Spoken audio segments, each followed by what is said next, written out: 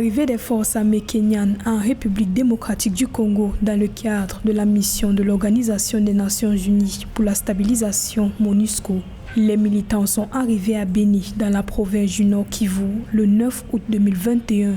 Selon les sources onusiennes, ils feront partie des 4 unités d'intervention rapide de la brigade d'intervention de la force de la MONUSCO dans cette partie de la République démocratique du Congo qui fait face à de multiples attaques. L'armée déployée aura pour mission d'évincer les rebelles ougandais des forces démocratiques alliées afin d'améliorer la protection des civils. L'unité kenyane est arrivée quelques mois après celle de la Tanzanie déployée dans le cadre de la même mission onusienne dans le territoire de Beni.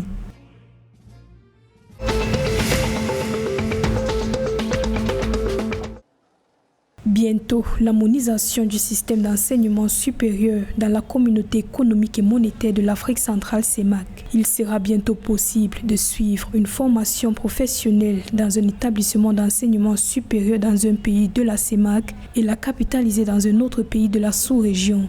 Ceci a été confirmé lors du Conseil des ministres sectoriels chargés de l'enseignement supérieur et de la recherche scientifique des États membres de la CEMAC qui s'est tenu le 6 août 2021. Ce projet intégrateur de la sous-région vise à mutualiser les ressources et compétences pour offrir à la zone CEMAC un enseignement supérieur et une formation professionnelle de qualité.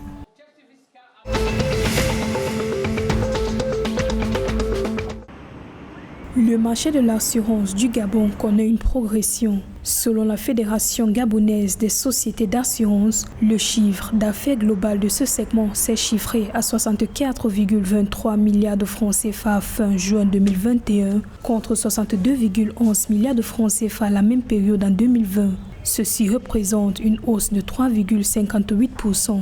Le segment assurance vie a augmenté de 23,96%, soit 12,162 milliards de francs CFA contre 9,811 milliards de francs CFA à la même période en 2020. Par contre, le segment assurance dommage a reculé de 0,25%, soit 52,68 milliards de francs CFA contre 52,200 milliards de francs CFA à la même période en 2020.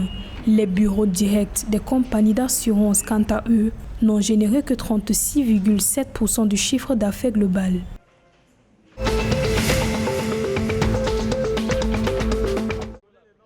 La République du Congo a adopté le 9 août 2021 un nouveau plan de déploiement et de vaccination contre le coronavirus. Ce programme va améliorer la couverture vaccinale en vue de freiner la circulation des nouveaux variants du virus dans le pays et aidera à relancer les secteurs économiques du pays. Il vise à atteindre 30% de la population d'ici décembre 2021 et 60% d'ici août 2022. Le plan prévoit également le renforcement de la sensibilisation afin de lever les réticences à la vaccination. Selon les données du ministère de la Santé, à ce jour, quelques 111 000 personnes ont été vaccinées et la cible visée est de plus de 3 millions de personnes, soit 60% de la population.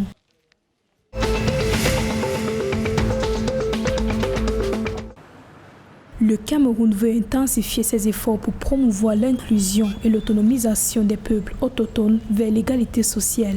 L'annonce a été faite par la ministre des Affaires sociales Pauline Irène Guéné lors d'un événement organisé à Yaoundé pour commémorer la Journée internationale des peuples autochtones fixée au 9 août. Selon elle, les plans nationaux de développement et toutes les initiatives prises par le gouvernement doivent prendre en compte les besoins spécifiques des peuples autochtones. Les autorités camerounaises prévoient aussi l'ouverture d'un atelier de formation sur les stratégies d'autonomisation pour les Mbororo, un groupe autochtone camerounais.